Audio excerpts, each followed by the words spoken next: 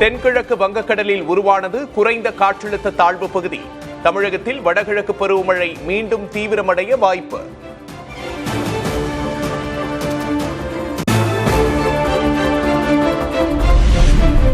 காவிரி படுகை மாவட்டங்களில் 9, 10ஆம் தேதிகளில் கனமழை என வானிலை ஆய்வு மையம் கணிப்பு. வட தமிழக மாவட்டங்களுக்கும் கனமழை எச்சரிக்கை.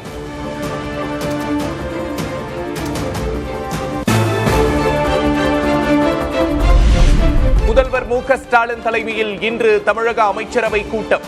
உறுதியளிக்கப்பட்ட ஓய்வூதிய திட்டத்திற்கு அமைச்சரவையில் ஒப்புதல் அளிக்கப்படும் என தகவல்.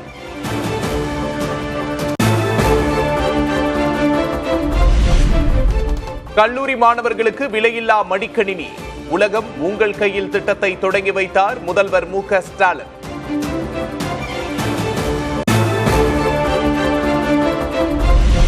விலையில்லா மடிக்கணினி செலவு திட்டம் அல்ல, எதிர்காலத்திற்கான முதலீடு. ஒருபோதும் போலி பெருமைகளை பேசி தேங்கிவிட மாட்டோம் என முதல்வர் மு.க. ஸ்டாலின் பேச்சு. நாம எப்பவுமே கடந்த கால பெருமைகளையும் பேசுவோம்,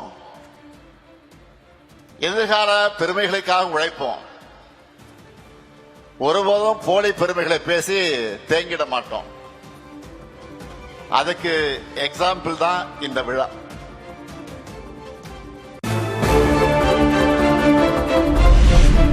விலையில்லா மடிக்கணினி திட்டம் மாணவர்களின் வாழ்க்கையில் கேம் சேஞ்சராக இருக்கும்.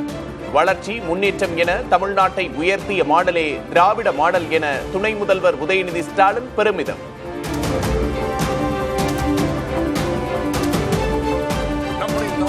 அரசு மாணவருடைய கல்வி வளர்ச்சிக்கு ஏராளமான திட்டங்களை தொடர்ந்து செயல்படுத்தி இருக்கிறது. காலை உணவு திட்டம், தமிழ் புதல்வர் திட்டம், புதுமை பெண் திட்டம், நான் முதல்வர் திட்டம், இப்படி பல திட்டங்களை சொல்லிக் கொண்டே போகலாம். அந்த வரிசையில் இன்னைக்கு இந்த லேப்டாப் திட்டமும் இறஞ்சிருக்கு.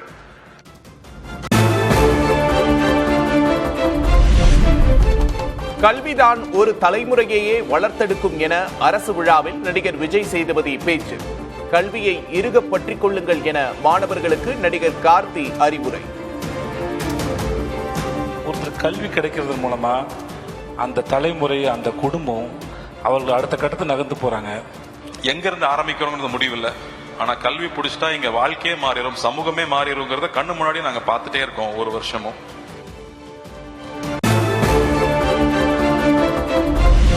கல்லூரி மாணவர்களுக்கு மடிக்கணினி வழங்கும் திட்டம் அதிமுக ஆட்சியில் கொண்டுவரப்பட்டது என எடப்பாடி கே. பழனிசாமி பேச்சு. தேர்தல் தோல்வி பயத்தில் லேப்டாப் திட்டத்தை திமுக செயல்படுத்தி இருப்பதாகவும் விமர்சனம். நடைபெறுகின்ற சட்டமன்ற பொதுத் தேர்தலில் தோல்வி அடைந்துவிடும் என்ற தோல்வி பயத்திலே இன்றைக்கு அறிவித்திருக்கின்றார். கல்லூரியில் படிக்கின்ற மாணவர்களுக்கு லேப்டாப் கொடுப்பதாக அறிவித்து இன்றைய தினம் அவர் முதற்கட்டமாக அந்த திட்டத்தை அறிவித்து கொடுத்திருக்கின்றார் மாணவர்களுக்கு. நாங்கள் அந்த திட்டத்தை அதிமுக ஆட்சியிலே கொண்டு வரப்பட்ட திட்டம், அதை நாங்கள் வரவேற்கின்றோம். திரு ஸ்டாலின் அவர்களை இப்பொழுது ஏற்றுக்கொண்டு விட்டார். உள்துறை அமைச்சர் அமித்ஷாவை 2வது நாளாக சந்தித்த அதிமுக முன்னாள் அமைச்சர் SP வேலுமணி தொகுதி பங்கீடு, தேர்தல் வியூகம் தொடர்பாக ஆலோசித்ததாக தகவல்.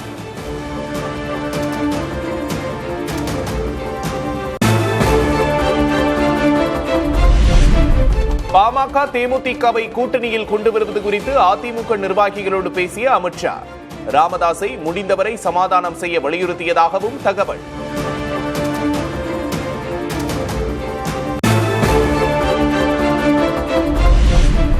ஆட்சியில் பங்களிக்கும் கட்சியோடு கூட்டணி என டிடிவி தினகரன் திட்டவட்டம். சுயமரியாதை இழந்து வேறு எங்கும் செல்ல மாட்டோம் என்றும் பேச்சு. இதய தெய்வம் அம்மா அவர்களை பின்பற்றுபவர்கள் நமக்கு சுயமரியாதை முக்கியம், அதை இழந்துவிட்டு எங்கும் நாம் செல்ல மாட்டோம். இந்த இயக்கத்தின் சிறப்பே அதுதான்.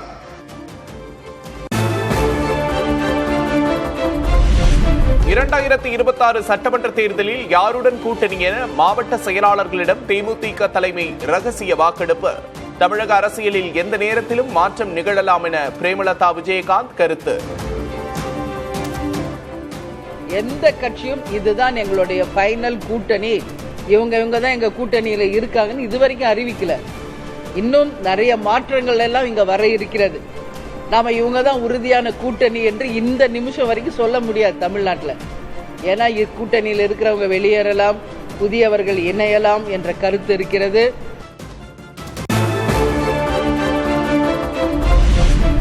அதிகாரம் மட்டுமல்ல, அதிகார பகிர்வு பற்றியும் விவாதிக்க வேண்டிய நேரம் வந்துவிட்டதாக காங்கிரஸ் எம்பி மாணிக்கம் தாக்கூர் கருத்து. RSS குரலை மாணிக்கம் தாக்கூரின் கருத்து எதிரொலிப்பதாக திமுக முன்னாள் எம்பி அப்துல்லா விமர்சனம்.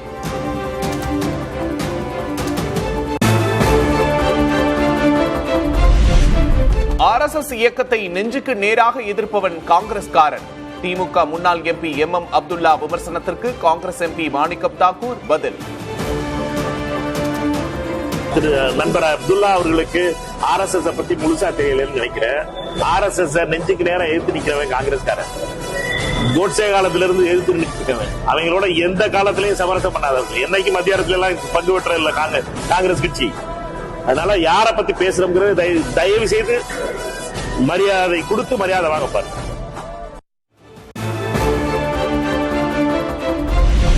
நிதி பற்றாக்குறை விவகாரத்தில் தமிழ்நாட்டையும் உத்தரப்பிரதேசத்தையும் ஒப்பிடுவது தவறு.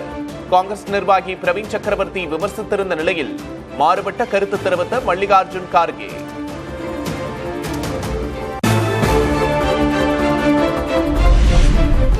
நூறு நாள் வேலை திட்டத்தில் முறைகேடுகள் நடந்ததாலேயே புதிய சட்டம் கொண்டு வரப்பட்டது. ஈரோடு நிகழ்ச்சியில் மத்திய வேளாண் துறை அமைச்சர் சிவராஜ் சிங் சௌகான் விளக்கம்.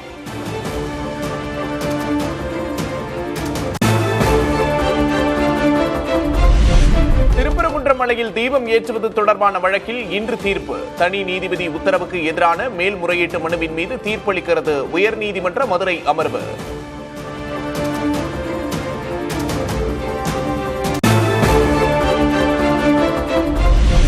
சம வேளைக்கு சம ஊதியம் கேட்டு 11வது நாளாக போராடிய இடைநிலை ஆசிரியர்கள் கோரிக்கைகள் நிறைவேறும் வரை போராட்டம் தொடரும் என அறிவிப்பு.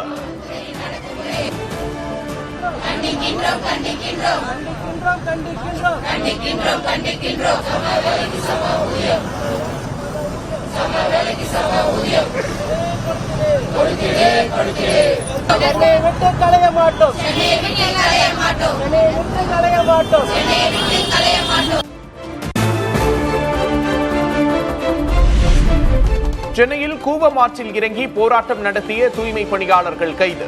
தூய்மை பணியாளர்களை தனியாரிடம் தூய்மை பணிகளை ஒப்படைக்க எதிர்ப்பு, பணி நியமன கோரிக்கையை வலியுறுத்தி தொடரும் போராட்டம்.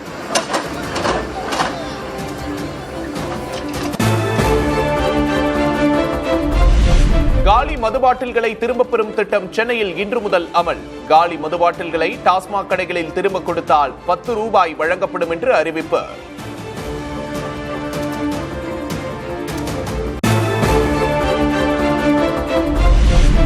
ஆபரண தங்கத்தின் விலை ஒரே நாளில் 1280 ரூபாய் உயர்ந்து 1,02,080 ரூபாயாக நிர்ணயம். வெள்ளியின் விலை கிராமுக்கு 9 ரூபாய் அதிகரித்து 266 ரூபாய்க்கு விற்பனை.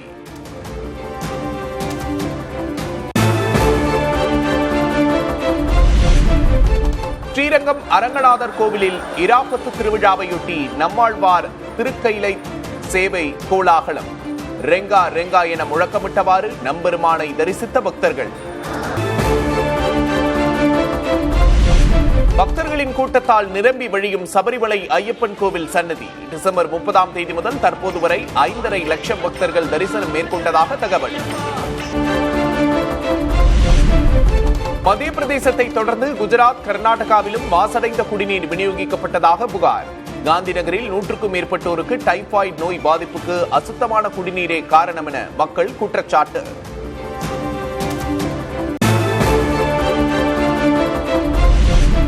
ரஷ்யாவிடம் எண்ணெய் வாங்குவதை இந்தியா நிறுத்த வேண்டுமென ட்ரம்ப் மீண்டும் கரார். ஒத்துழைக்காவிட்டால் இந்தியா மீதான வரியை மேலும் உயர்த்தப் போவதாகவும் எச்சரிக்கை.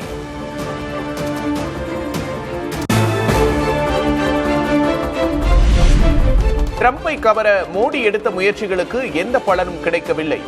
இந்தியாவுக்கு வரிகளை உயர்த்தப் போவதாக ட்ரம்ப் அறிவித்ததை சுட்டிக்காட்டி காங்கிரஸ் விமர்சனம்.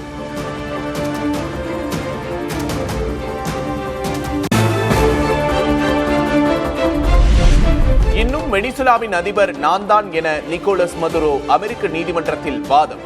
எந்த தவறும் செய்யவில்லை, குற்றமற்றவன் என்றும் திட்டவட்டம்.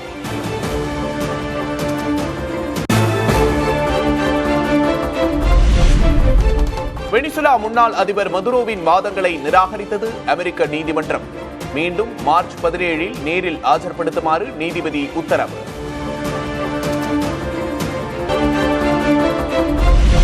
ஐபிஎல் கிரிக்கெட் நேரடி ஒளிபரப்புக்கு தடை விதித்தது வங்கதேச அரசு. கொல்கத்தா அணியிலிருந்து முஸ்தபியூர் ரஹ்மான் நீக்கப்பட்டதற்கு எதிர்ப்பு தெரிவிக்கும் வகையில் நடவடிக்கை.